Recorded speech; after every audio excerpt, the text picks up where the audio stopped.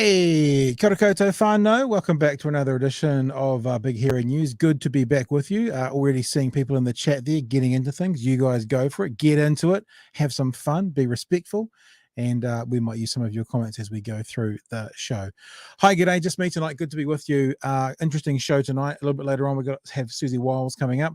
I got a hold of Siouxsie, I don't know, earlier today, primarily because of this, what I consider quite a shocking story coming out of Australia, that a cruise ship landed with 800 COVID cases on it. And basically once it landed, the cruise ship went, off you go, everybody, back into the community. And it kind of felt like it was a bit, are we that much not worried about this now? Is it over and done with? So that was the genesis of the conversation. But of course, today's COVID numbers came out again, so we had a bit of a chat about that, as well as some other things as to where shall we go from here, because it does get a bit disheartening thinking about that this thing is still around and so virulent from the looks of things. Also, we'll have a quick look at the midterms as we go through the evening as well, because as you're probably aware, the Dems have won the Senate. Don't need Georgia. It will be quite a quick wrap up today. I've almost given it to you already, but we'll have a look at the numbers. And one of the interesting questions about that is, does that therefore mean, because I mean, whether you're a supporter of the left or the right, I think you will acknowledge that Herschel Walker in Georgia is an absolute nightmare. Cannot put a sentence together. His mental cognition is not warranting of a senator in the United States. And I just wonder, now that the Dems have got the Senate, if a whole bunch of Republicans in Georgia will be able to go, oh, phew, so we don't have to vote for that guy. We don't have to actually, we don't have to make that call that we have to vote for this guy to get in, because that competition's over. Yes, they could get 51-49, which would make it easier for the Dems, but it's over. If they're 50-50, then the vice president makes the decision. So we'll have a bit look at the numbers as well through the night. And also, if you joined us last week, we were talking quite a bit last week about the Newshub Reid Research polling that I think got released on Monday, then another trunk got released on Tuesday, and then on Wednesday as well. And we here at the show had some questions around the angles and the perspectives that the Newshub crew were taking. It seems that they were making some pretty big, it's not even analyzing the numbers, but almost like positioning statements in their 6 p.m. bulletin that then carried over to the AM show, which they referenced back the 6 p.m. bulletin. It's this classic thing that the news media do, especially conservative news media in America, where they say, some people are reporting, and the some people that are reporting are the show before on the same show, on the same station. So they're able to go, some people aren't that happy with XYZ, and the people who are some people are their colleagues from 2 hours before on the same network. It kind of had that vibe, at least to me. I mean, I could be wrong. It had that vibe to me. Let me also say before, and so what we're going to do is towards the end of the week, you'll appreciate if you were with us on Friday, we found some writing from Associate Professor Grant Duncan from Massey University, and he was saying some things about more the actual positioning of the polling rather than the opinion and how it was presented. And so we've got Grant coming on in just a few minutes to have a chat about what he thinks and having a look at how to critique polling, especially in the media, how we should as the consumers and the receivers of that polling. Before we do that, the other thing to remind you of is, if you want to be a part of a team and you want to help us do what we're doing, we have a Patreon. It's up and running, patreon.com/Big Hairy News. And just last week, we started up our brand new $8 membership level. Our $8 membership level is called the Fuel level. The fuel level stands for you Elon level, because see, Elon's charging people $8 to get one blue tick on their Twitter feeds. So we thought we'd offer a level which was twice as good. So if you join our $8 level, then what you'll be able to get access to is this lovely BHN surround, which looks like that when you put your profile picture, and we've given you 2 ticks. So if we're giving you 2 ticks for $8 a month, surely that's at least twice as good as what Elon Musk is offering on Twitter, because he gives you 1 tick. But as you can see, we give you 2 ticks. So twice as good as Elon, I would suggest, at least anyway. So patreon.com/Big Hairy News if you want to come on board, be a part of the team, help us do this. And right there, the fuel lever, the you Elon level is a new one at $8 a month. and you get access to that social media surround. There's the Siouxsie. Also, you get on all of our Patreons get early access to our content. So as you can see, I've actually already spoken to Siouxsie. That content has been up there since this afternoon. So if you're a patron already, then you can actually get on there early and have a look at things. We're having a meetup this weekend as well. So anyone who joins this week on Saturday morning, you get an invite to come and have a meetup. It's a virtual meetup because we're all over the world. People in America who are patrons, people in the UK who are patrons. So this Saturday morning, sorry, New Zealand time, we'll have a meetup. And if you're a patron before then, you can come and join our meetup. It would be lovely to have you. All right. Let us say good evening and welcome to Associate Professor Grant Duncan. Grant is from the School of People, Environment and Planning at Massey University. Good evening, Grant. Good evening, Pat. Thank you for having me on your show. Very excited to have you. Very excited to have you because we found your opinion piece, and let's bring it up, your writing, towards the end of last week. And we had spent the week talking about 2 or 3 different parts of Newshub's polling for that week, and specifically just last week, yeah? And we talked a little bit about the word cloud, and we talked a little bit about the interview with the Prime Minister on the AM show that was related back to their polling, and we talked about the polling itself. And so we found your article towards the end of the week, I guess because it came out towards the end of the week, talking about the misleading poll reporting by Newshub following the recent Labour Party conference. So I guess, Grant, before we do anything else and kind of delve into it, just the floor is yours. What do you want to share about what your article had to say and what you want to be a part of? What you want to let us know about? Well, it's funny how it rolled out, actually, Pat, because sometimes when a poll comes out on the 6 p.m. news, I might get a call from someone to comment, and that happened. That's not unusual. And I did initially say, "Oh, look, this headline, whopping drop for Labour, is a bit overhyped." Right. And then I also got invited by Wallace Chapman to speak on the panel on Monday afternoon. And on that show, I went a little bit further and I said, look, what really bugs me here is the way in which media are trying sometimes to create the political narrative rather than report on it and interpret it for us. They're driving, there's a hubris there, which really annoys me because I would never do that as an academic. Right. I don't see why journalists should allow themselves to do that. Anyway, and then one of our communications people at Massey said, "Hey, would you mind just, writing up a little piece about the polls and the biased reporting?" And on Monday morning, I didn't think much about it. Monday afternoon, I didn't think much of, or Tuesday it must have been, and wrote those words and gave them to our comms people. Interestingly, Pat, they couldn't get any of the media outlets to run with it. Yeah, I was gonna ask you that, Grant. It's like I googled it again today to find it, to have it for tonight, and I think the only place I found it was on the Massey website. I'm like, oh, that's interesting. So the media won't comment on the media. No, they wouldn't. They did put it out there on offer for the media. No one picked it up, and I just quipped to our comms person Deborah, "Oh, hey, academic criticizes 6 p.m. news. It's hardly exciting, is it? Anyway, so they just put it on the Massey News website, and I thought, well, that's fine.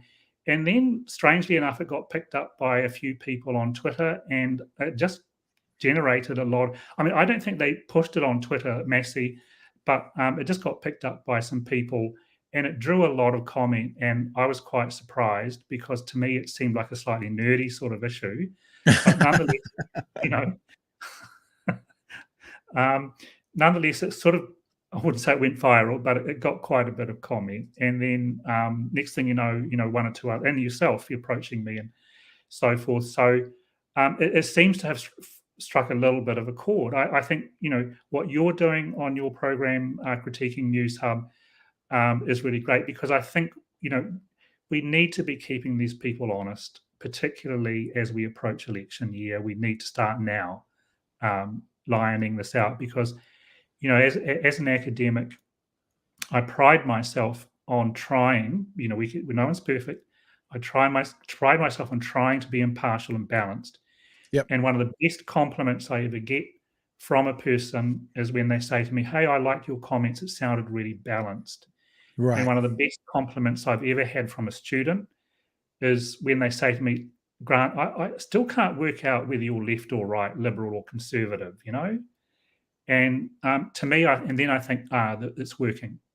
Mm. Because although, of course, I do have my own opinions, I do have my own vote, but I pride myself personally on being impartial. And I think it's most important for a person who's teaching political studies that I know not all of my colleagues do this, but Yep. that we should, in my opinion, strive to be like that. And some of my colleagues are really good about it. And the same with journalists, because particularly journalists in the big national programs, where particularly when they're somehow state-owned or taxpayer subsidized or something like this. Similarly, with universities, we're a public institution. We're open to everyone who's academically qualified. Mm-hmm. We need to be balanced and inclusive, politically inclusive, I mean, and not, one-sided. Yeah, I also think, and I don't, you've kind of discovered, I guess, a bit more about what we do since I've contacted you, but from day one, we're like, this is where we sit politically, but we do play each ball on its merits. So we've spent time criticizing Labor and the left, even though that's where we sit, and we've spent time congratulating and upholding what the right has said, because that was appropriate for the issue that was at hand. And I think that what frustrates me is like when the news couches opinion as data or fact, and like you say, what was the word? A whopping or a terrible, whatever the whopping drop. That word whopping is the relative term, that's the opinion term, because what's whopping to you may not be whopping to me. And I think I said in your article, not a very good poll for Labor, let's be honest, but it had an angle to it. And through the rest of the week, and I've brought up one of the things we talked about last week, because we talked about the cloud that I also did as a part of Reid Research, same conversation, and this was the headline that they put out about the cloud: deceitful dictator, arrogant smarmy.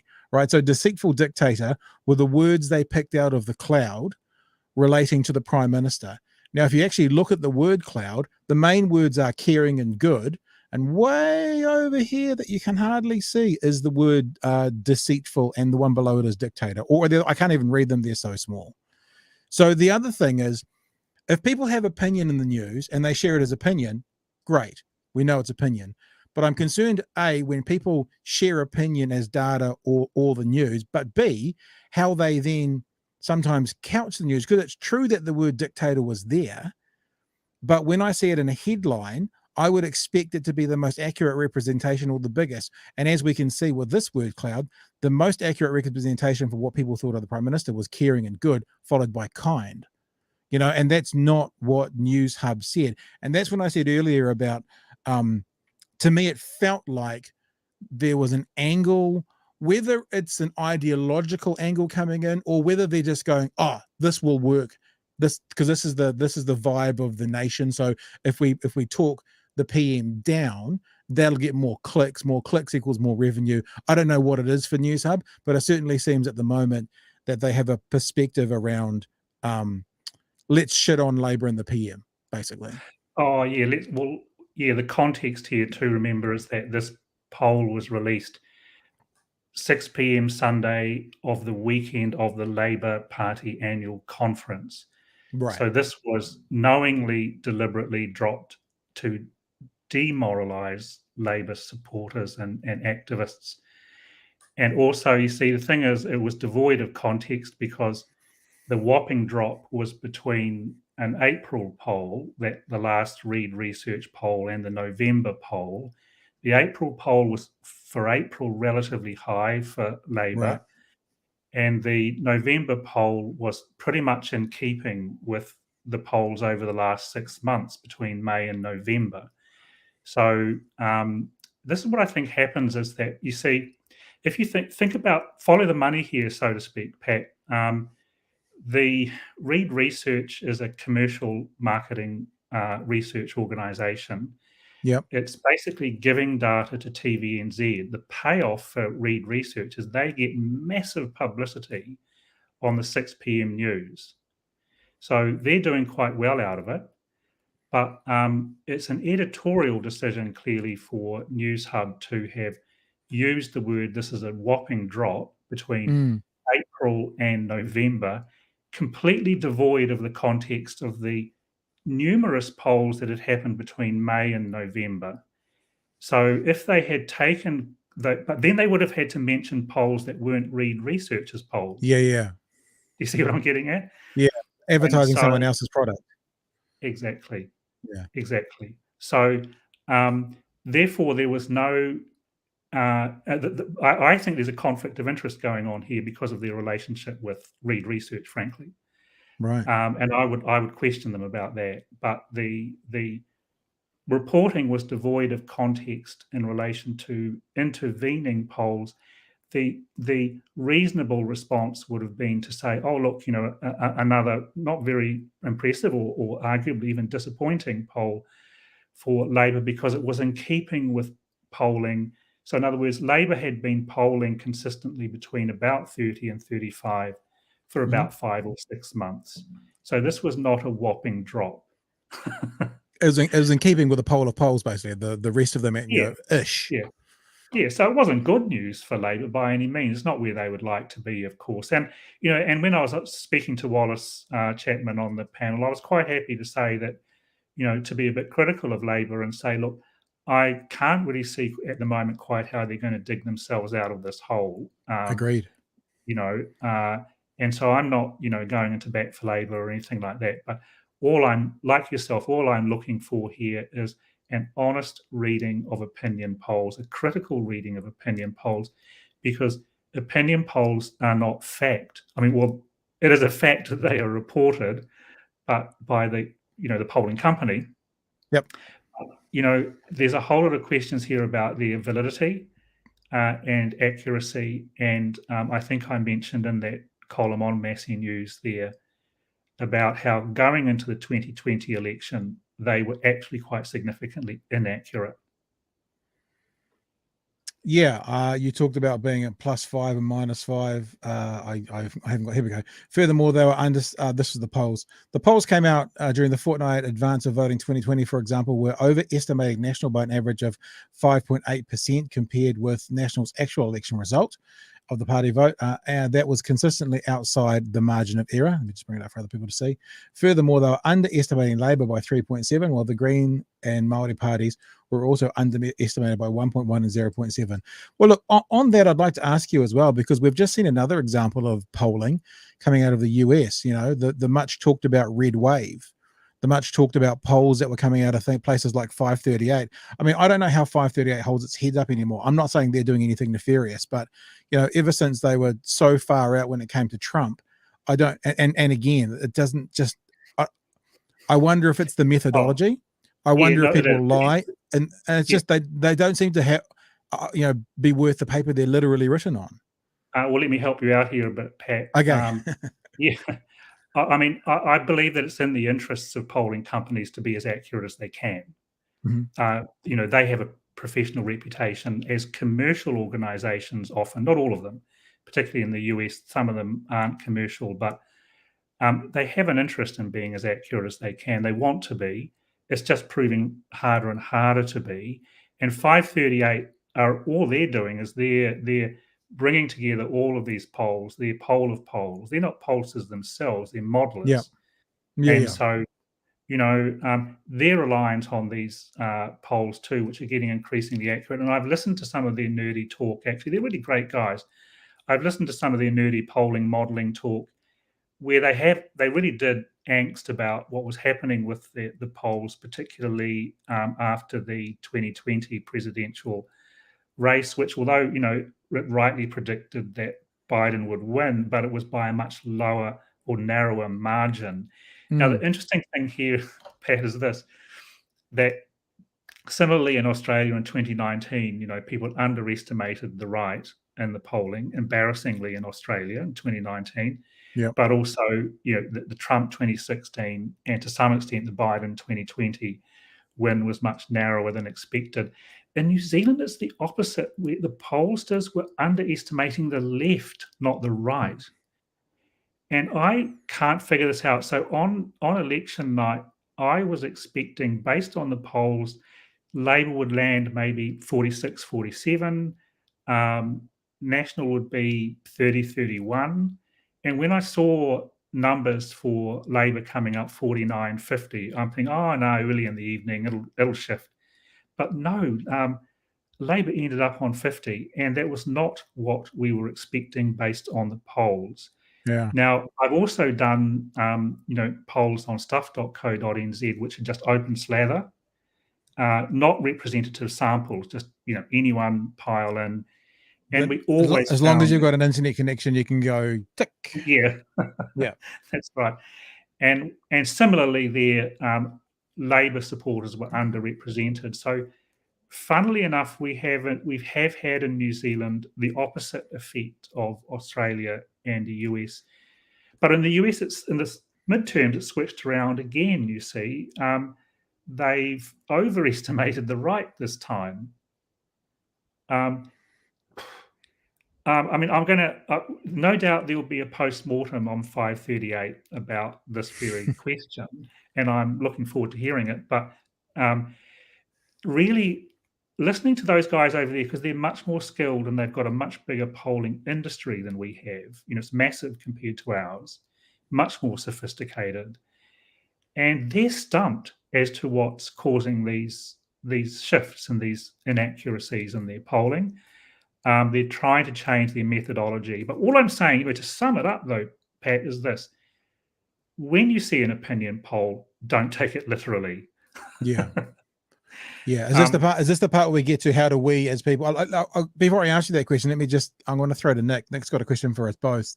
Pat and Grant, you might know who decides to have the angle behind the scenes. Is it a producer type person or the person who plans it? Is there oversight from media execs? And just before you maybe speak to that, if you have an opinion on it, I had this realization after I talked about the cloud one, and the realization was quite simply this heading of deceitful dictator, arrogant smarmy, what I actually did was I've actually written, I know the person who heads up news at Newshub, and say, could you tell me how many people of that poll actually wrote deceitful?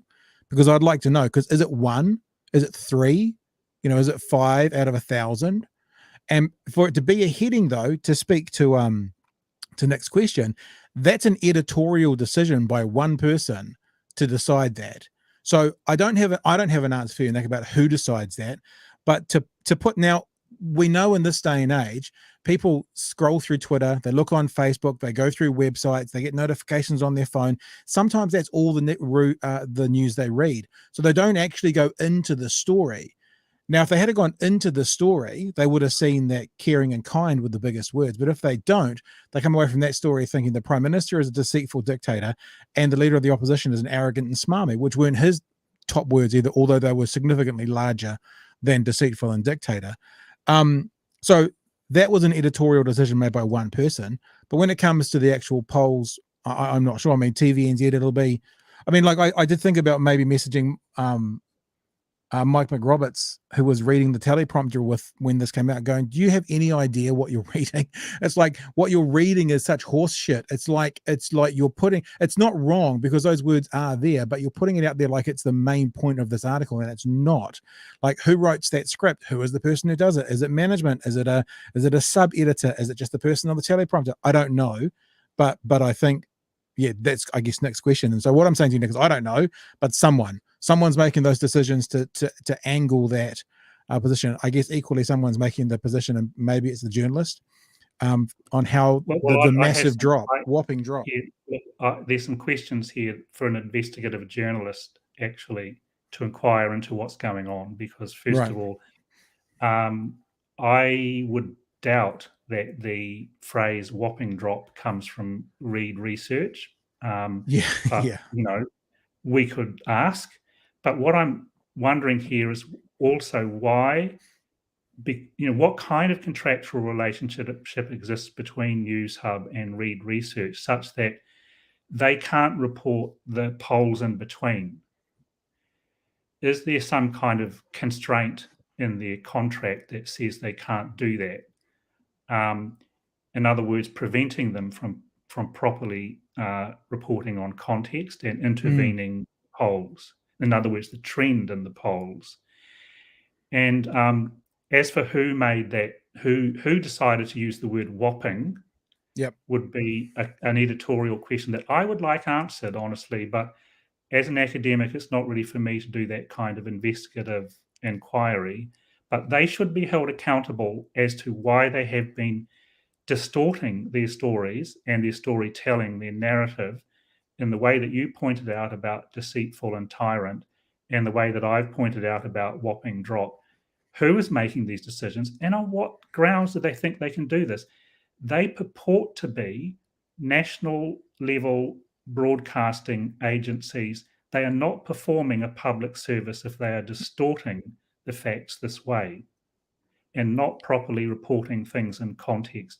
This is less than responsible, as I've put it rather mildly in my comments. I could have used stronger language than that. But they need to be held to account, because this is meant to be a service to the public. And when they report these polls on the 6 p.m. news, it's as if it were some kind of fact. And then they go on to reading tea leaves about how many, and literally this is reading tea leaves at this stage. What would this translate into in terms of seats in the House? Now we're reading tea leaves. Because as I say, I do believe that I don't think that the polling companies are out to deceive us. They want to be accurate. It's in their professional, reputational interest to be accurate. But the thing is, the classic one, Pat, was the Auckland Central electorate polls done before 2020, 2 of them, which had Chloe Swarbrick running third. Who won Right. that? Wow. Yeah, Chloe. By a healthy margin? Chloe did. But they were 2 polls before that had her running third. And the thing, the reason that can impact democracy is if you think, for either side, either if you are going to win or aren't going to win, it can affect how people respond and vote. For Winston Peters, for a very long time, he thought there should be no polling in the month leading up to the election. That was when polling didn't help him. I see now that polling's sort of helping him. He wants as many as possible. Classic Winston. But if you think Chloe was going to come third, fourth, fifth, whatever, you're like, it's not really worth getting out and voting there. It's not a big deal. So I guess, yeah, I'm looking at our email today when you talk about critically reading opinion polls. I guess what you said earlier is not believing them as fact. They're almost all sort of opinion and conjecture. Well, they are conjecture, aren't they? Well, the interpretation of them from the journalists is. It's a sampling issue. And the problem that a pollster has is, first of all, getting a representative sample of voters, of New Zealand voters, but also they have to get them to tell the truth. And a lot of people just lie for the sheer sake of it. But so it is actually a difficult thing. And the problem that we're having now is particularly, and it was clearly highlighted by the Auckland Central poll, because clearly the people who the pollsters were having trouble getting through to there were the young, hip student or recent graduate population of, big population in Auckland Central of young, single or semi-single people who are, who really love Chloe. But these are the people who don't pick up the phone when they see an unknown number, or if they were invited onto an online panel, not interested, way too many more interesting things to do online than do some stupid opinion poll. Yeah, no, look, I can also speak a little bit too from working within the mainstream media for a very long time. That thing about not referencing other people's polls, New Zealand media en masse have a real problem with talking about what the other media groups are doing, giving them credit. And I used to rally and used to love watching people like Dave Letterman, who would have someone from CBS on, a guest from ABC, a guest from HBO, and he'd literally be promoting their product because they understood that content is king. Good content is good content. And it's one of the things I like about doing this. We're not constrained by anything. And if I was to ever do this with a group, one of the stipulations would be I'm not going to not talk to your opposition or other parties, because I know, I worked for Newstalk ZB for the best part of a decade, and there's no way we could have had someone from, then MediaWorks is now on as a guest or on as you just couldn't do it. TV3 is never going to have someone on from TVNZ to talk about, the latest David Bain show starring, whoever it's starring. It's just not going to happen. And I think that shows how so many up higher in New Zealand media don't get it, because content is king. And if you get good content and eyes on your product talking about someone else's product, that's okay. And I think that might have some part to do as well with not highlighting other people's polls. Yeah, I think so. And it's sad because, these things, particularly when you're talking about public broadcasters, these events, are supposed to be free-to-air public service reporting. And sometimes, and this also applies to the TV1 Kantar polls, they're not telling you, for instance, how many undecided voters there were in that poll, and they're not reporting the polls. You see, I've often said this to many reporters, is that where the polls are useful is if you treat them as trends. In other words, Yeah, you totally. look at the whole series of polls and you look at them as a trend. And so you could see very clearly, for example, that when Luxon became leader of the National Party, they started to trend upwards. Well, it seemed a reasonable assumption that one thing had followed the other, so to speak. But you could see the trend happening, and it was a fairly solid one. And it seems now that we've reached a kind of plateau where it seems to be fairly finely balanced between the left coalition and the right coalition. Interesting times, what happens between now and 2023, who knows? So don't go reading tea leaves about seats in Parliament. That's really silly, because if we put ourselves back at this time in the electoral cycle, before the 2017 election and before the 2020 election, no one could have predicted what was to come. Yeah, for sure. It was a complete... I often remind people about the Don Brash Orewa speech, when National went up in the polls and then spent 14 months just doing this and lost to Labour at the end of the following year. So, yeah, it is a snapshot of what's happening today, taken with more than just a grain of salt. And as they always say, not to be boring, but the only poll that really matters is election day, I guess, in the grand scheme of things. Yeah, and so, I've no problem with them reporting the polls. It's just the tone that they do it, and also the way that it's presented as the leading headline on the 6 p.m. news. Yeah. And really, honestly, it's just not that important. An opinion poll is not such a big event. There's actually much more important things going on in the world, honestly. And so to me, that poll was simply not news. 32.3%, whatever it was, for Labour. That's not news. That's more or less in keeping with what's been happening for the last 5 months in those polls. As for what happens in the election, is anyone's guess. People like me often get asked to make predictions, and I have a standard line which goes, I don't make predictions.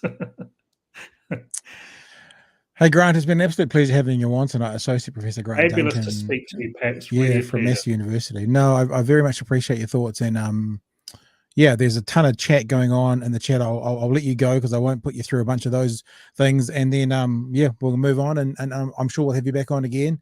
And if you do like predictions, if you're someone who's into predictions, I'll just say coming up next, we're going to talk a little bit about the midterm elections when CNN talked to Alan Lichman. Of course, you'll know well the keys to the White House, the 13 questions from Alan Lichman. Seems to be one person that's pretty good at predicting quite a long way out. So we'll talk about that next, and I'll talk to you another time. But thank you so much for joining us. Keep up your good work, Pat. Appreciate it. All the best. Okay. Right. So let's have a look at a few of the comments that have been coming in. There's quite a few of them. Simon says, I think the Senator, I guess it's Warner, yeah, benefits from the Democrats having the Senate, and I really think there's a slim chance of getting the Congress. There is a slim chance of getting the Congress. We'll get into that in just a second, actually.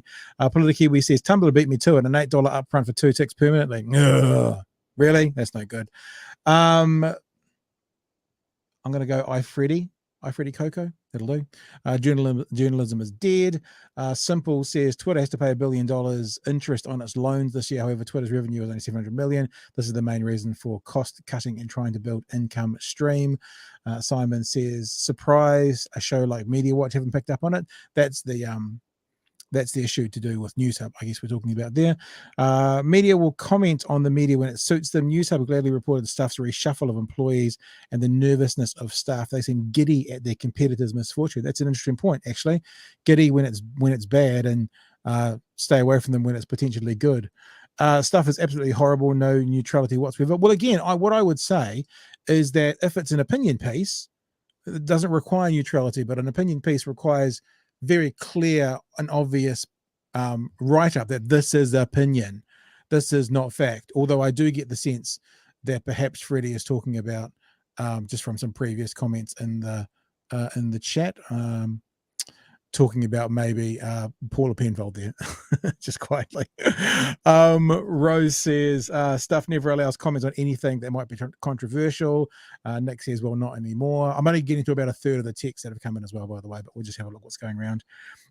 Media neutrality is a farce. People have biases. I think you can truly escape them is nonsensical. It's better to be upfront on them, yes, and focus on honest reporting rather than being arbitrator of debate. Well, I also think you can report, like, the poll results, I think, as Grant was saying, if you report the poll results, the numbers, without interpreting what that therefore means, I think that would be fine. It's the what that means is the actual part of it. A-hole Atheist says Labor could dig them out of that hole by reforming drug policy in this country. Look, I think at the moment, not to read the tea leaves, but I think at the moment it sort of feels like Nationals to lose next year. Long way to go. But if you're looking at the vibe at the moment, that's sort of how it feels. But then again, maybe I'm just actually speaking against everything that was just spoken on this show. McMahon says polls are a statistical tool. They are not based in reality, only in potentialities. They have a very limited usefulness other than that for social peer pressure. Yeah, and I think also one of the points about the poll with Reid Research was 1,000 respondents, 700 on the phone, 300 online. I suspect most of those phone ones were probably landlines. I could be wrong, but it seems that if you go down the path of mostly landlines, I mean, how do we have a database of people's cell phone numbers? But landlines you typically do, then straight away, who under 50 has a landline? Who under 60 has a landline in this day and age? I don't know. Rob also says, I wonder if look at Rob. Rob's got the surround. Good on you, Rob. Look at that, mate. He's got the BHN surround double tick. So he's double verified. Well done, son. I wonder if the media companies in question view the New Zealand public as their primary customers. If they don't, that is likely to indicate why things are slanted the way they are. I also think one thing I didn't get a chance to talk to Grant about, but as he was talking was, once business is involved with polling, business is for profit. And so, maybe this is where places like RNZ and TVNZ, maybe more so TVNZ, needs to move this direction because they still need to have a commercial return. RNZ does not. Maybe the other places we need to look, or trust a bit more, maybe, because they don't need to have that profit-driven model, whereas Discovery now, isn't it? Discovery and TV3 is a for-profit business. Therefore, they need eyes. Therefore, is that more of a risk of sensationalization? The word's gone out of my head. My dyslexia kicked in. It's sensationalizing. There you go. Got it. Found it. Came from the very back. That one did. All right, team. Hey, just not that I'm going to bang you around the head with this all night, but remember, if you're interested in being part of the Patreon, only because I just noticed Rob had one, be a part of the Patreon, then what you can do is you can join as an $8 FUEL, fuck you Elon level, $8 a month. And when you do that, you can get yourself one of these superb surrounds, these here, see, because we give you 2 ticks. He only gives you 1, we give you 2 ticks, and you can make it look like that. And as we just saw, Rob right there, look, Rob's done his. Look at you, Rob. Hey. Well done, son. And as I said, this weekend we've got a group catch up. If you get on board this weekend, patreon.com/Big Hairy News, which is going along the bottom, then you can also join our catch up. Hey, we're going to keep moving because we've got quite a lot still to get done tonight. We're already at fucking 10:40. Let's have a look at the results over the weekend. I mean, you all know this, but let's just have a look at the numbers. The Democrats have control of the House. It is done. It is dusted.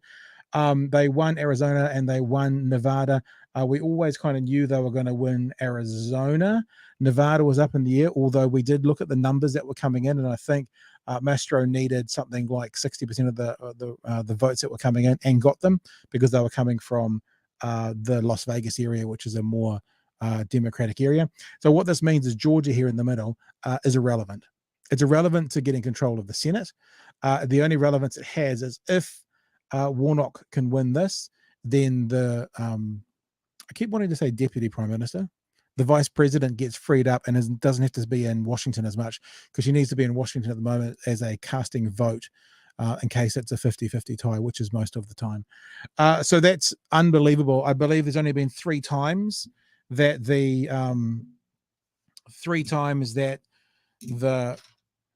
party that has the White House hasn't lost the midterms, both houses. And one of those times, I think, was the middle of George W. Bush when the Iraq War was underway. And so that means there's only two other times ever. So it shows how it's not quite unprecedented, but it's whatever one step away from unprecedented is, that's what this is. Normally, the party loses 29 to 30 seats in Congress. They normally lose 4 seats in the Senate. That's the average. And they gained a seat in the Senate. And even if they lose Congress, it'll be a wafer thin margin. Think about this. There's rising crime, there's inflation, there's a recession on the way, and that's still not enough, those things, to get people to get behind the GOP. The GOP have nothing to offer the largest proportion of America today. Now, what happens next year at the election? Next year, 2024, 2 years from the election? Don't know. But at the moment, all the shit, all the bad stuff happening in America, all the stuff that's making life difficult to people, cost of living, all those sorts of things, is still not enough to get people to vote for Republicans in the kinds of numbers they traditionally do in the midterms. It's fascinating. It's a fascinating thing. Many commentators who were talking about the red wave were saying things like, people don't, because everyone thought Roe versus Wade would be the turning point, yeah. But many commentators were saying things like, people don't wake up in the morning thinking about Roe versus Wade. They wake up in the morning, they think about paying for their bananas. So cost of living is much more effective. If you look at the exit polling, of all the people in the exit polling, about 30% said their main reason for voting was the economy, cost of living, that sort of thing. But 30% said abortion rights. So the Democrats got that the Republicans got that completely wrong. It was still massively in the forefront of a lot of voters' minds. And it's probably the reason that the Democrats kept the Senate and they're still in the running to keep Congress. I still think odds are they're not going to keep Congress. I think it's, if you're a betting person, the favorites are the Republicans. But if this doesn't send a message to the Republicans that your messaging is wrong, that your pitch is wrong, and on some levels Donald Trump is wrong, although I will say again, Donald Trump was wrong in 2015 and the people voted him in. So the establishment is starting to turn on Donald Trump. But wait, what may happen I don't know if easily, but what may happen is the establishment turned on Donald Trump in 2014, 2015, and then he was the president, because he got a groundswell of voters behind him, and they basically said, stick it to the establishment. It's going to be fascinating to see what happens. But that's pretty much an update. I thought I'd give you a little clip as well, as I was just talking to the associate professor about.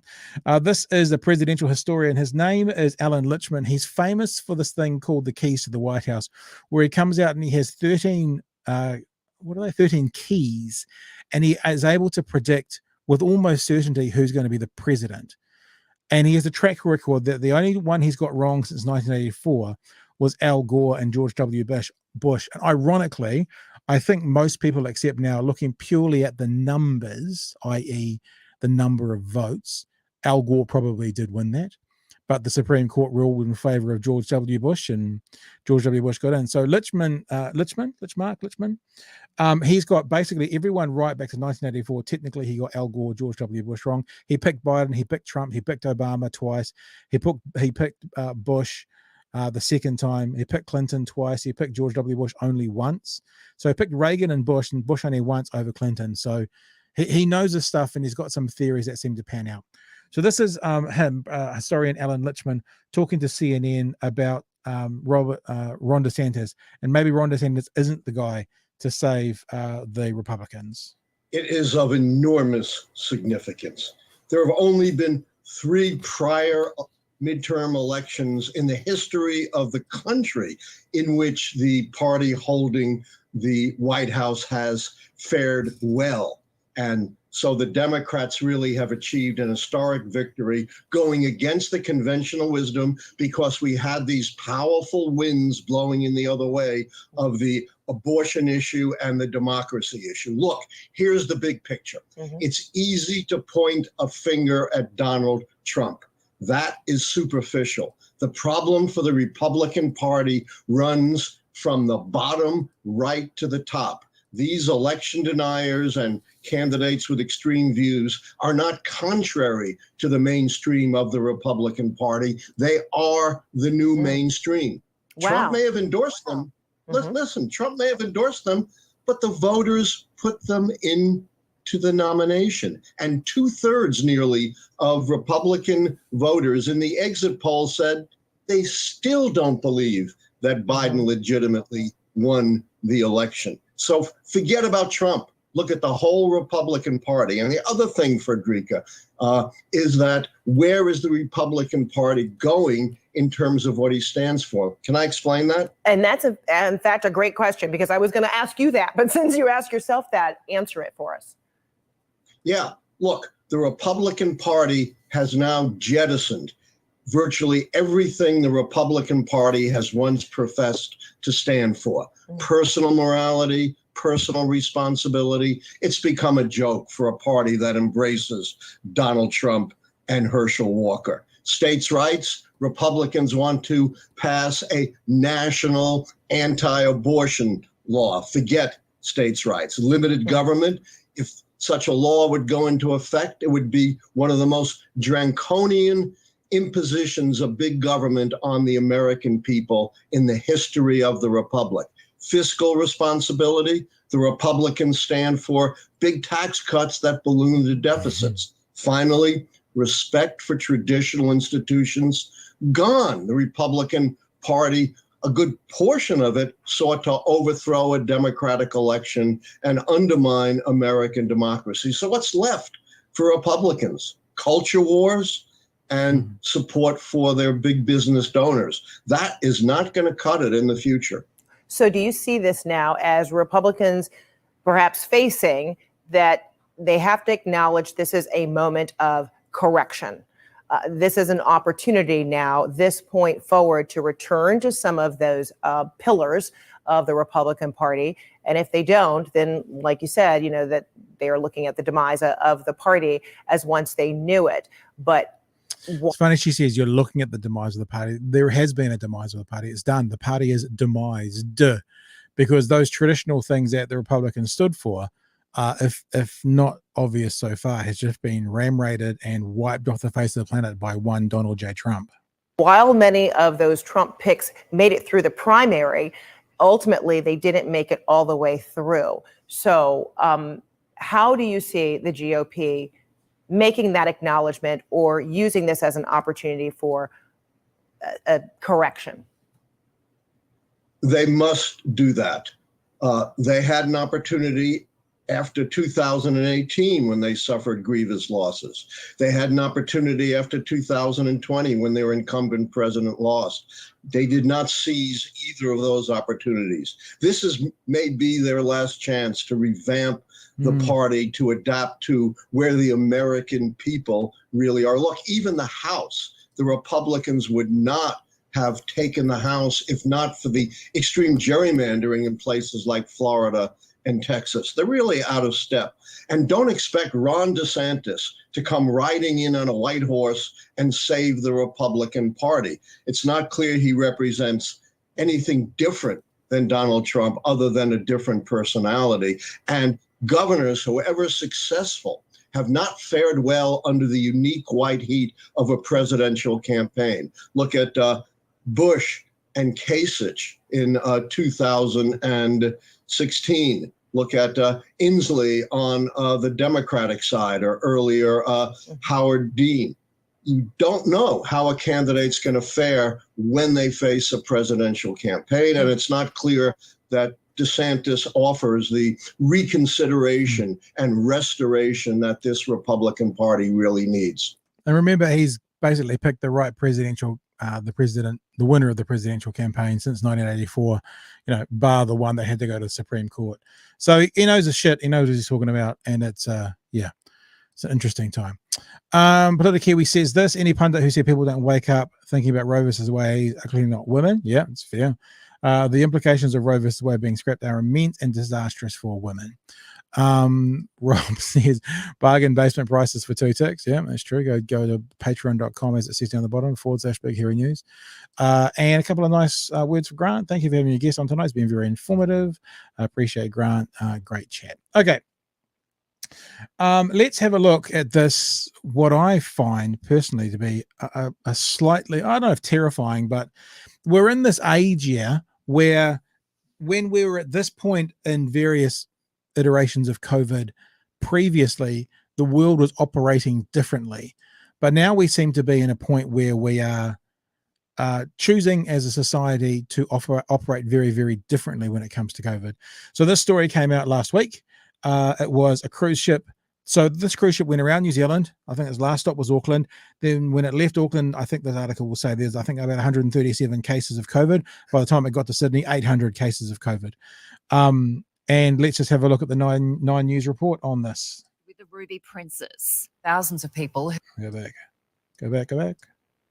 And play. 2020, the pandemic officially arrived with the Ruby Princess. Thousands of people who were allowed to disembark a cruise ship riddled with coronavirus.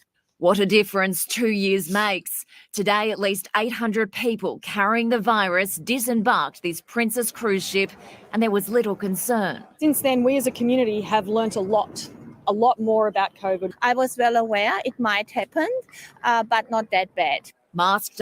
Did you understand? I mean, I'm sure you did. You're smarter than me, but do you understand what I just said? 800 people with COVID disembarked the boat in Sydney. So not 800 people with COVID were on the boat. 800 people with COVID left the boat to go into Sydney. Up and making a move, the infected ushered from the majestic Princess, advised to complete 5 days isolation. Most had little or no symptoms. They must return directly to private accommodation using private transport. Bruno and Olga among the avid cruisers. Their joint birthday celebrations crashed by COVID yet again.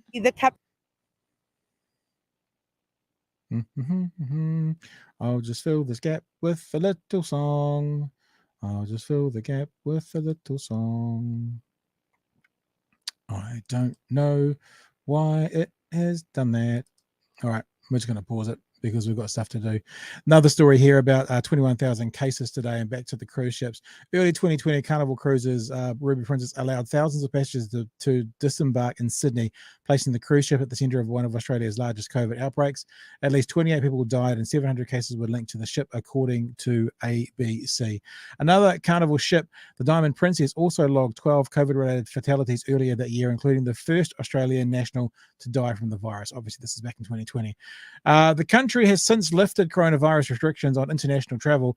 Proof of vaccination or negative coronavirus tests are no longer required for entry, and mask wearing on international flights is encouraged but not mandatory, according to Australia's Department of Health and Aged Care. Story goes on to say New South Wales authorities said this week the state had entered a new wave of the pandemic, and some medical experts fear the upcoming holiday season would trigger a spike in infections that could challenge the hospital system in a country that has removed virtually all curbs on the virus. So that's still one of the big concerns, is that the health systems of these countries need to be able to look after it. I'm about to play you a conversation I had this afternoon with Siouxsie Wiles. And the thing that was really interesting from what Siouxsie said, and you'll hear it if you listen to the conversation, and I thought it was really, really valid, is that it's the small regions from these floating petri dishes. So let's not think about New Zealand or Australia. What if one of these things turned up to Tuvalu or to Suva in Fiji or somewhere like that, and 1,000 people got off the boat with COVID. They did their touristy stuff. They went around, they had a look around, they got back on, then they left. What's left behind is possibly a huge issue for that community. When I'm talking to Siouxsie, she mentions the Bay of Islands. Same thing. 500 people get off the boat with COVID. They go tutuing around, Russell Paihia, further north than that, 90 Mile Beach, get in all the water taxis, and they get in the buses and go driving down 90 Mile Beach. And then they leave, and then all of a sudden, I'm not saying this has happened, but this is the idea. Northland has a massive surge that's overrepresented in COVID cases that the health system then can't handle. Then what? Health system can't handle it. That then increases and raises the risks of death. Then what? So look, before I play this for you, for those of you who know what we do here, you know that I've been a strong advocate for, being sensible. And I've said numerous times, I still choose to wear a mask where the mask doesn't, where wearing the mask doesn't impact or, what's the right word? That doesn't inconvenience me more than not wearing the mask. And to be honest, I haven't found anywhere yet where wearing a mask inconveniences me more. So I still wear a mask when I'm out in public places around things, supermarket, service station, whatever. The flight to Auckland a few weeks ago. So that's where I sit. But I watched that story about Sydney and the 800 people just kind of getting off. Can you imagine if from now on, every time a boat turns up to a harbour, it's met by ambulances because some of the people on board with COVID have to go straight to hospital, and that becomes the norm? That's fucked, man. It really, really, really, really kind of depresses me quite a lot, to be honest. So that kind of comes out in this conversation. Siouxsie has to talk me off a bit of a cliff, and then we talk a bit more about what's going on at the moment with COVID. Dr. Siouxsie Wiles from the University of Auckland. I will be in the chat, and I'll be back at the end of this. Enjoy the conversation. From the University of Auckland, Dr. Siouxsie Wiles. Siouxsie, thanks for joining us this evening. Thanks for having me. Hey, very excited by talk about COVID anymore. Well, I mean, we're trying to find that balance between not being the boogeymen, so to speak, and just the naysayers and the doom breakers, but also giving people information. And look, I'll give you an example in my life. I had a child who was going to go off to a school camp last week, and we were a bit concerned about COVID creeping back up, and the school camp has now been seen as a hotspot. 11 cases coming out of it, and I think will grow from there. So so it's still real, it's still out there. My co-host on this, Sometimes Chewy, was down 2 weeks ago with it. I had a regular contributor who's going to come on tonight and talk midterms, who's got it at the moment. So I mean, I want to talk about some specifics, but one of the things I wrote down is, what the hell do we do? Is this really just going to be with us forever? And if it is it just roll the dice? Because I'm a realist, and I'm like, people just, including me, who we came to Auckland a few weeks ago, I wore a mask up in the plane and a mask back in the plane, and when I go to the supermarket, I still pop it on, pop it off, but if this was literally with us forever, I'm not going to keep doing that. I'm just being a realist. That's going to stop at some stage, even for me, who's probably a bit more cautious than most. So what the hell are we supposed to do? What are we doing? What can we do? So I guess the question is, why would you stop wearing a mask in situations where it's you're at increased risk? It's kind of an interesting thing, right? Because we wear a seatbelt every time we get in the car, and we wouldn't really even think twice about taking that away as a protection, right? So it's sort of interesting how some things we grow to live with, and others at the moment we're feeling like we can't. Whereas if you look at lots of other countries, like in Asia and things, mask wearing is just something they're now very used to. People often do it if they're feeling a little bit under the weather, as a sign of respect, that in case I do have something, I'm gonna protect everybody around me. So it's really interesting that that's something somehow we can't get into that headspace. It would be really nice if we could. I think you're right, because I think I might sound like a bit of a defeatist, but I'm also being a realist. Like, I just know that, I'm still not necessarily eating indoors at cafes and stuff, but we're coming into summer, so that's okay. But I'm not going to avoid that for the rest of my life. So I guess I'm just being a bit of a realist and going, at some stage it's going to go away. Maybe not 100%, but certainly not you know, as it is for some people still now, and certainly not what it was 6 months ago. And I guess I'm feeling a bit depressed about the whole thing. You know, I said we're going to talk about this as well. You know, the ship. Let me bring it up. I'm sure people have heard about this, but the ship that circumnavigated New Zealand and then went into Australia. When it docked in Sydney, it had 800 cases of COVID on it. When it docked, that was 1 in 5 people on the ship, on the cruise, had COVID. And I won't play the video now. In fact, because we're pre-recording this, I've probably played it before we came to you. Is that the people got off the boat in Sydney and went about their lives.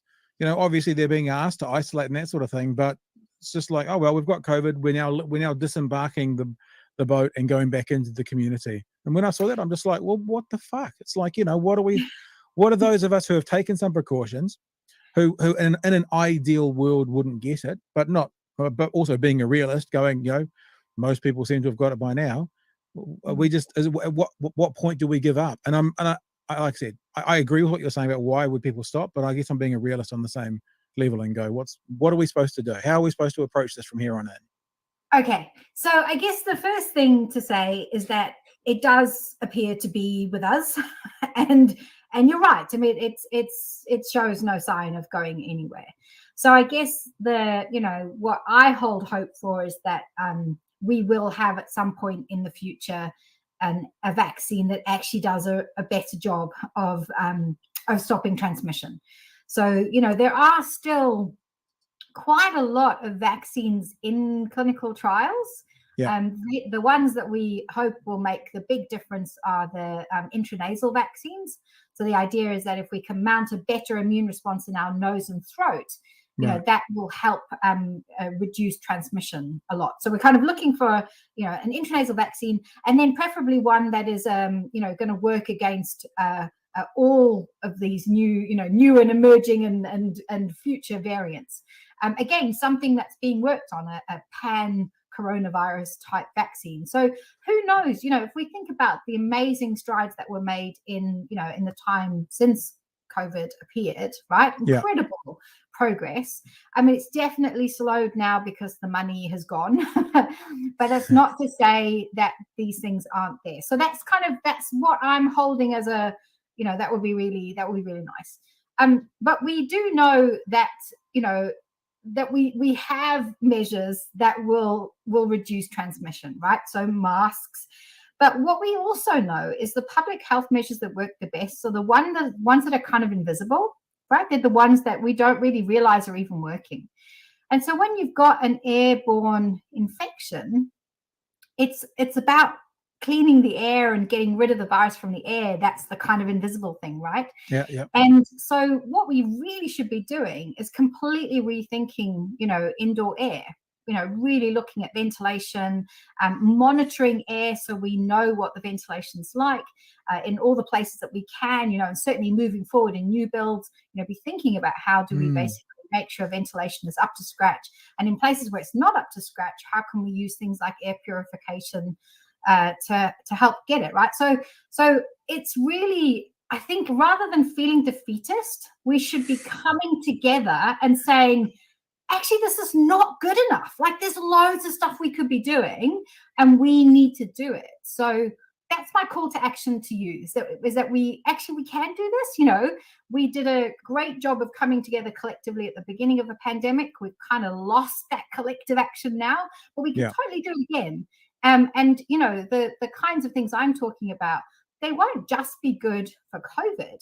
They'll be good for all sorts of other respiratory diseases, and probably things like asthma and hay fever, all of those kinds of things. So it's there. We could do it.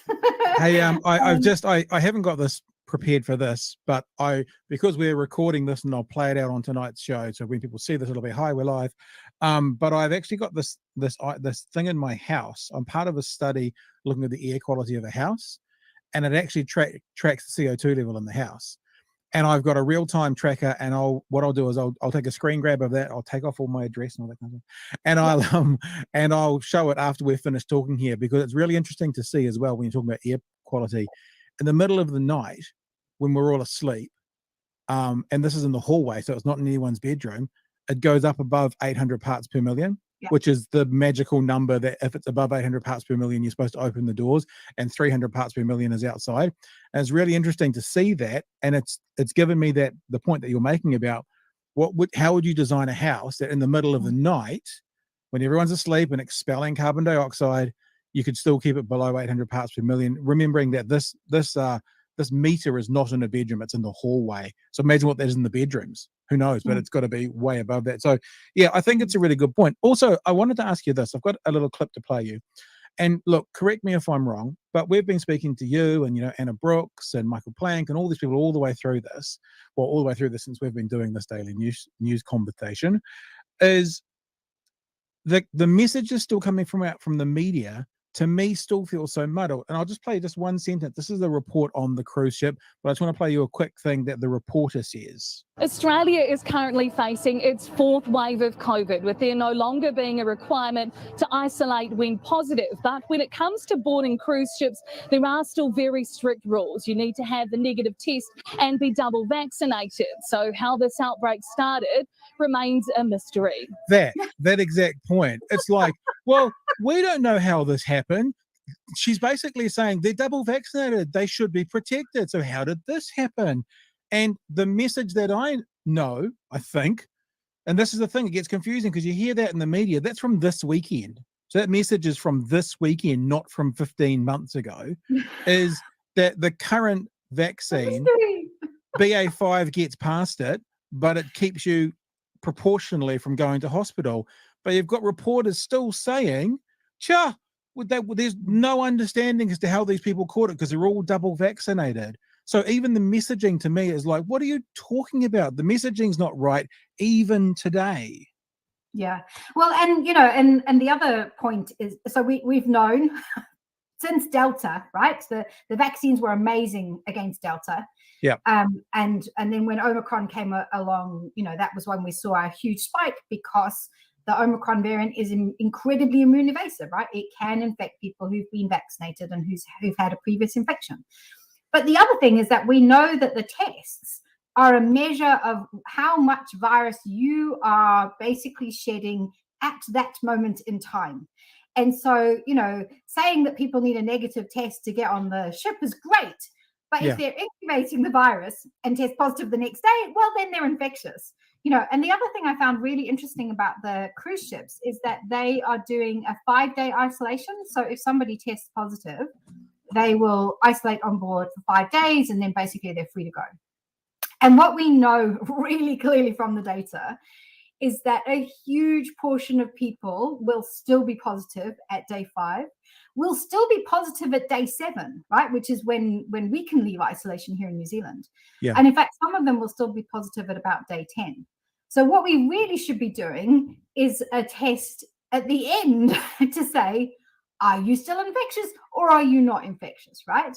And then, if you are infectious, well, preferably people should be isolating for longer. And if they're not going to isolate, they should be wearing masks, right, to help try and reduce the amount that they are shedding. So it is no surprise to me at all that there have been 800 people, infectious on that boat because there will be people who were incubating the virus who got on the boat. And then because people are allowed to move around when infectious, because they only isolate for 5 days, it will be transmitting. That's none of this is mysterious. And what worries me, there's two things that worry me about the cruise ship. So one is that, on board, that's it, right? You're kind of, you're on board and, and there will be people infectious wandering around. So if they're not masking or anything like that, then that means they'll be spread. But also, when the cruise ship arrives and then just gorges its passengers, that's. I mean, I was thinking, that boat was recently in the Bay of Islands. Yep. And so, and a lot of people who will be getting off the boat are likely infectious, and so it worries me about small places getting a huge influx of infectious people, then going around and doing things. So, we know this virus is circulating, we know that there are cases in Northland, But it's very different to several hundred people in one day, okay, going, today's the day we're all going to go and visit your little town.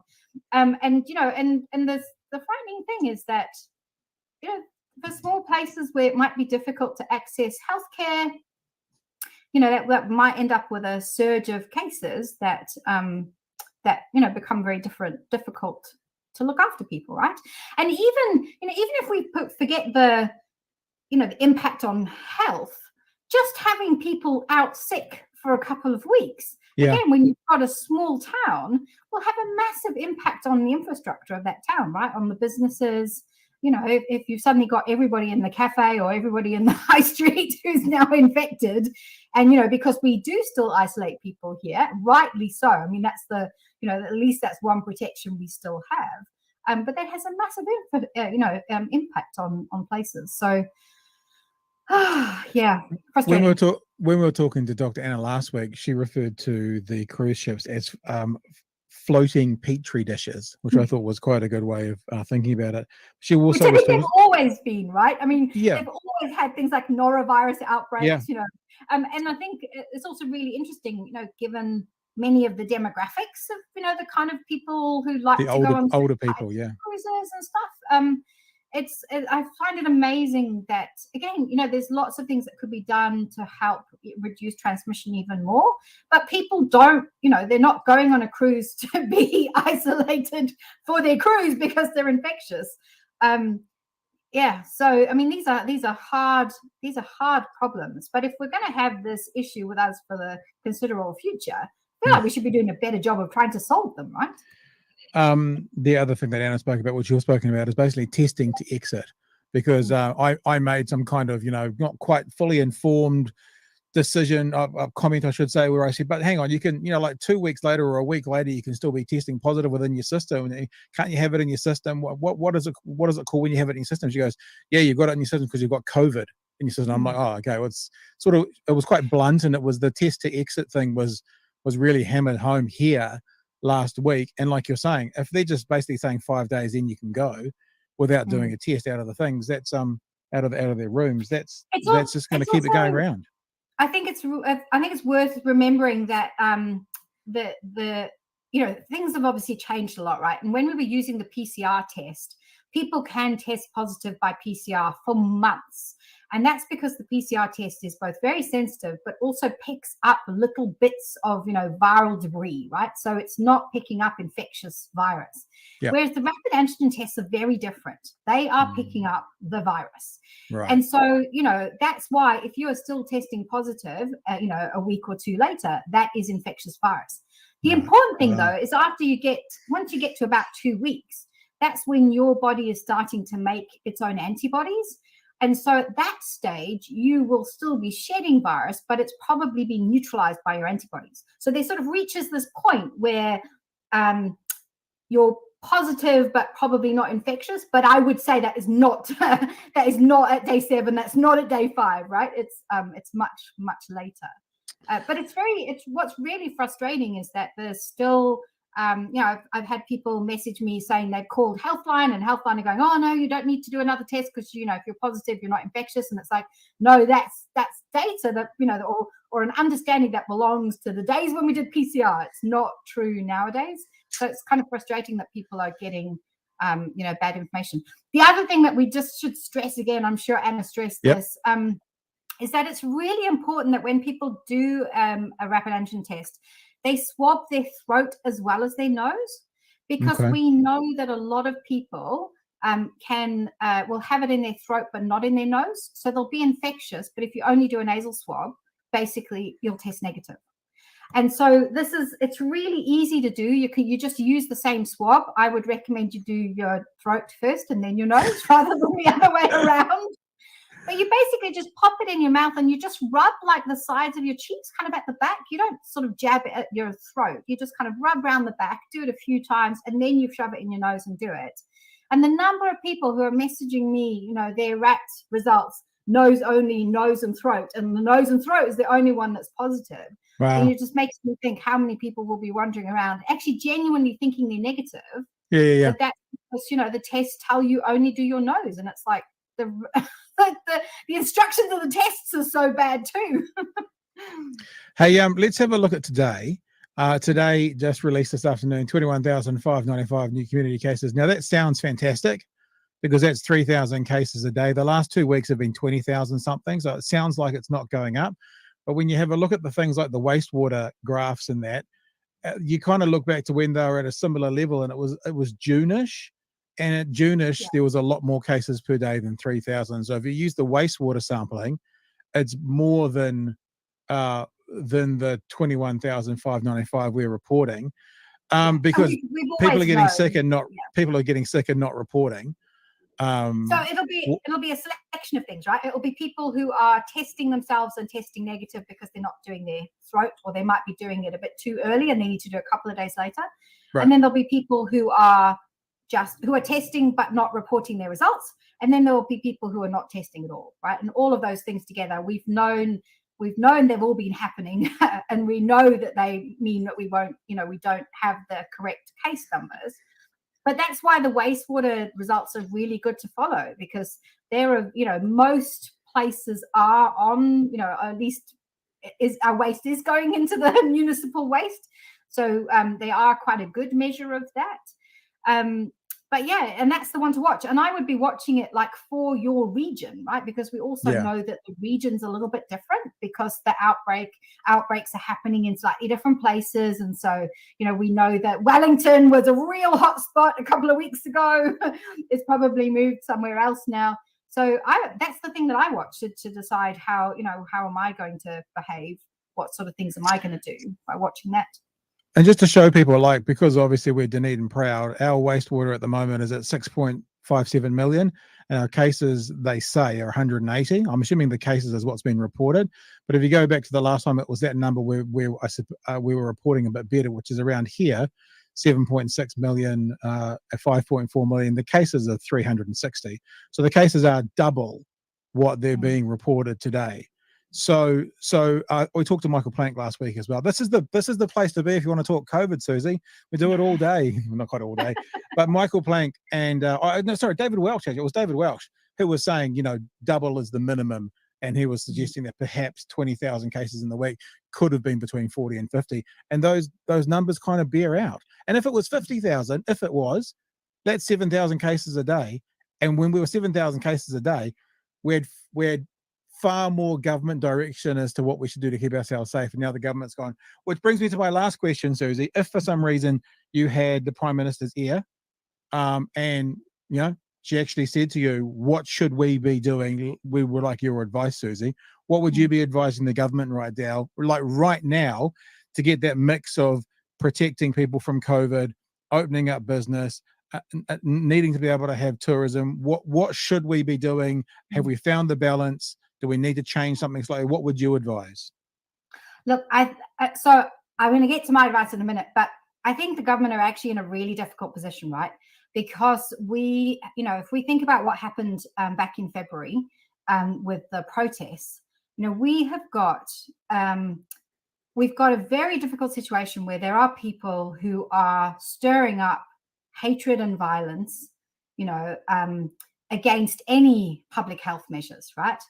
And they're using that as a kind of real a way to try and really interfere in our democracy, really doing all sorts of really crazy stuff, right? And so I think that the government are probably trying to manage how to keep us safe and how to keep the economy going, with also protecting social cohesion, right? When you have these very, very bad actors who are using anything we do as a way to interfere in as I say, in our democracy, that's not hyperbole, right? There's been a couple of really, really good documentaries out recently that have really shown what is at stake.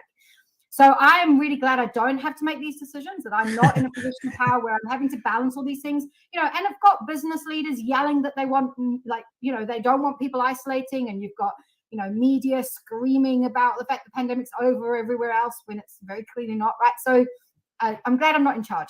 But saying that, what do we need? Well, we do need a test to release strategy, right? So we need to keep isolation, and we do need for people to be testing we do need the really good information out about when people are infectious, how they, how they limit transmission, at least outside of their own homes. We really do need a really good campaign on masking, like to get that kind of, do you know what, this is actually a super duper thing that does work really, really well and will reduce cases, right? And then we need that really concerted effort.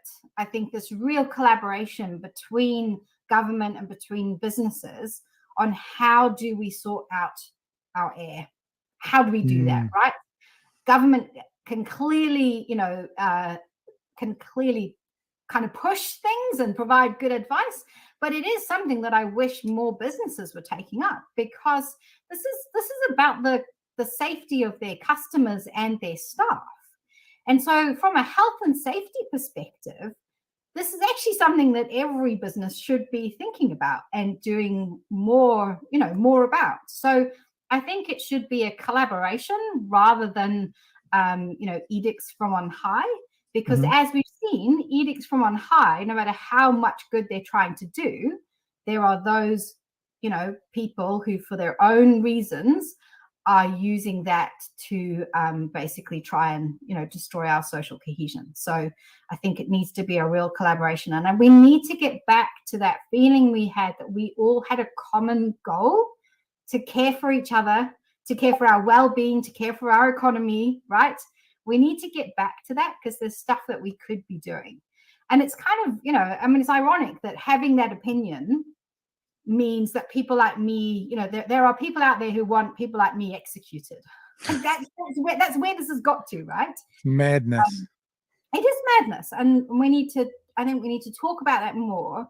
And we need to talk about actually the great job that we did that got us here, and it is frustrating for those of us who are trying to still avoid getting it and don't want long COVID and don't want to have a heart attack in the next 6 months or whatever, don't want to have a stroke.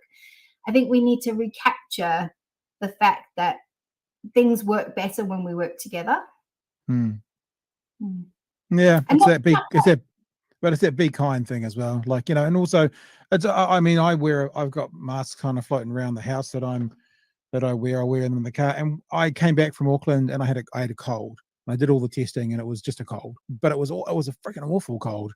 And so one of the reasons I was wearing the mask when I felt well enough to go to the supermarket was exactly that. It was, I didn't want to pass it on to other people. And I watched the All Black game in Tokyo and I feel a little bit jealous because like 80% of the crowd have got masks on, because it's always been a part of the culture. We used to kind of go, that's a bit weird. You go to Japan, they're wearing masks in the street. And it's now it's like, gosh, I wish we'd be like Japan and wear masks in the street. But yeah. Anyway. Hey, it can happen, right? If we think back to the early days of seatbelts, if we think back to the early days of anything, right? Anti-smoking measures, there were always very, very vocal groups that were very anti them, right? Often being driven by people with alternative agendas. Yeah. And so, with the same thing is happening here. It's quite scary. And it doesn't have to be that way, I think. And so we have to remember, that when I wear a mask when I'm out, I'm not just wearing it for me, I'm wearing it for others. And the number of people who've come up to me and said, thank you for wearing a mask. It makes me feel more comfortable knowing that you are wearing one, knowing that, that actually, when I'm at the supermarket, right? Probably a place of low transmission, but the staff really appreciate it because it's a signal that you care about them as well as caring about your own health. Hey, Siouxsie Wiles, thanks for joining us today. Really appreciate your time. My pleasure. Thanks for having me. There you go. Dr. Siouxsie Wiles joining us here on the show. Put this up earlier, but we'll put it up again now. Big thanks to our $50 patrons, Nick and Alex. If you're interested in more about getting behind what we do and supporting us, Big Hairy News on patreon.com, patreon.com/Big Hairy News. Some comments that came in during that conversation. 10% of Australia's COVID cases in 2020 came from the Ruby Princess Gladys. Don't know what that name is. Face no consequences for allowing a literal plague ship into the country, then 800 people now, so is no surprise. Yeah. Rob says, to solve the CO2 level, you could use a mechanical heat recovery ventilator, pulls in fresh air from outside, flushes out old outside. Yeah, well, we've got an HRV system, so it sort of is a similar sort of thing, I guess. On the CO2, Nick says just open windows. Nick also says, I think there is a lot of asymptomatic transmission. I reckon I've caught BA5 subsequently a few times at work, and it's not been much more than a few hours of a stuffy nose. Must have them antibodies. Now, speaking of the I hope I didn't just close it all down. Speaking of the I'm looking for it. The CO2 thing. Now, I agree with everybody what you're all saying about open up windows and stuff. I'm just going to look at this one more time because make sure there's no I'm pretty sure it's not. So this is we have a system in our house. We're part of a study down here in Dunedin, and they've put this thing into our house, and I can get online and have a look at it and have a look at what it says. And this is a screen grab. It's not the actual drop down, but I can, look up all sorts of different things like CO2. So this is the CO2 levels in my hallway in my house. Now, when you say open up the windows, that's all well and good. But here at 2 or 3 in the morning, no one's getting up to open windows. But you can see, so you imagine 3 bedrooms, right? Doors shut. In the hallway outside the 3 bedrooms is the sensor, right? So this is not in the bedrooms. This is in the sensor. So it's at 2, 4, 6 in the morning, it's hovering up here around 800 parts per million for carbon dioxide, right? Now, the suggestion is that once you go beyond 800 parts per million, you need some fresh air to come in. Now, we do have an HRV, so it does blow air around. It doesn't blow in the hallway. So maybe that's a part of it. Maybe the rooms would be better. But in other nights, you do see this tick over the 800 parts per million. And then you can see 8 o'clock in the morning when people get up between 6 and 8 and open up windows and open up doors, it drops right down.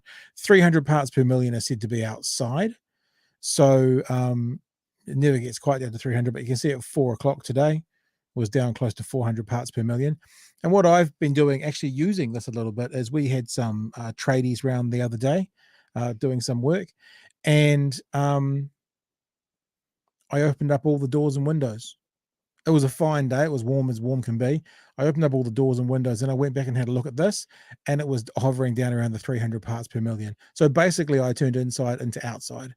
And as all the advice says, if you're outside, then you don't need to wear a mask. It's much safer. So if you can turn your inside into outside, then you reduce the risk significantly. If it's up here, 800 parts per million, which is significantly high, then you increase your risks. So workmen come over, doing some work in the house. I had the kitchen door open, the front door open, the ranch slider open in the lounge, the windows open, and it was down around here at 300 parts per million. So actually, I mean, you can still catch the virus in that time, in that position. But if you can turn your inside into outside, and this is what Siouxsie was talking about, ventilation, the way you think about designing and building houses these days, or retrofitting houses, how can you do that to help the air quality be better? I remember when I was doing lots of work in radio, I used to work overnight shows and that, and I'd get a cough, like I'd get a cold, then I'd get a cough, and it colloquially was referred to as the 100-day cough, because it just stayed and it stayed and it stayed. And I swear a good portion of that was because we were sitting in the air conditioning. That was the only air you got, air conditioning. Whereas now that I'm sitting in my own studio at home, if it feels a bit stuffy or it feels whatever, then I just go about 7 meters that way and I open the ranch slider, fresh air in, a lot better. What does this text say? Hey man, at least there is a New Zealand left-wing podcast. I usually comment on the daily blog Martin Bradbury site, which has a lot of right-wing and bigoted trolls. Yeah. Speaking of podcasts, actually, just something little for you guys to know. It's not really what we do here, but I have a really interesting podcast coming up tomorrow. This is my other product I make called Department of Conversation. This dude here, if you're a fan of I like religion, I like religions, I like delving into them and looking at them. Well, tomorrow I'm going to be having a conversation with Mike Rinder. Mike Rinder was one of the former massive guys in Scientology, one of the absolute big wigs in Scientology. He's written a book recently called 1 Billion Years, Mike Rinder. He is probably best known in his collaboration. Hey, I've got a free ebook with what was her name? She's an actress. A TV show from King of Queens, Leah Remini. He's probably best known in his collaboration with Leah Remini, where they have done about three series now of this show, kind of exposing Scientology and what it is. Go to the images. Yep. So there it is there. That's a good image for you. So tomorrow, midday New Zealand time, I'm actually going to be having a chat with Mike Rinder for a good hour. This is, there we go. There's Mike Rinder there. About his life, about Scientology, about his book. And I'm assuming that will get, I normally release those podcasts on Fridays when I get them done. I average about one a week. It's been a little bit sparse in the last wee while, but if you're a fan of that kind of conversation, if you want to know more about it, then I'll let you know once I've talked. But having a chat with Mike tomorrow, and I'll probably be putting that podcast out on Friday. If you're watching us on YouTube, it will come out here, but also Apple Podcasts and Spotify and all those other places as well. So that's something I'm doing tomorrow. But as for this, this being the Big Hearing News. I was about to say the Department of Conversation. Big Hearing News will be back in tomorrow night from 10 p.m. George will be joining us tomorrow night, and we'll be having a chat about the story of the day. Remember, if you want to be a part of us, there's many ways you can support us. One is to financially get involved, which is at patreon.com/Big Hearing News. You can sign up to the fuel level, the fuck you Elon level. It's $8 a month, and when you do that, you get yourself a lovely double tick. See, Elon's Twitter, you can get verified with one tick. With us, you can get verified with two ticks, so it's at least twice as good, in my opinion. The other way you can support us and get involved is to be our advocates. Tell people about us. Follow us on YouTube. Follow me on Twitter. When we release a clip, that clip will actually go on both YouTube and on my Twitter feed, and then you can share it around. So the conversation I just saw with Siouxsie, that is already on YouTube, and I'll go in a second, and I will make that public. And then I will tweet that out tomorrow. And if you want to share the conversation with Siouxsie around, you can just retweet and share it around. So if you like what we do, if you want to support us, be our advocates, get involved, tell people about us. And that's us for tonight. So we'll see you tomorrow night from 10 p.m. for another edition of Big Hearing News. Stay safe, be well, and I'll catch you then. Hooroo.